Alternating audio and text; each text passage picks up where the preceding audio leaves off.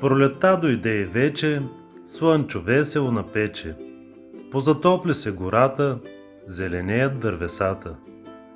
Пойна птичка песен пее, вълчо в люлка се люлее. Меца хапва си бомбони, лиса зайчето подгони.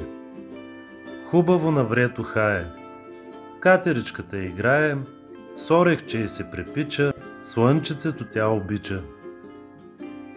А пък нейния съсед, ешко-бешко е заед, да поправи най-напред стария си дървен плет.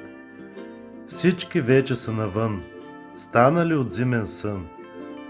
Живна старата гора, пролетта дойде, ура!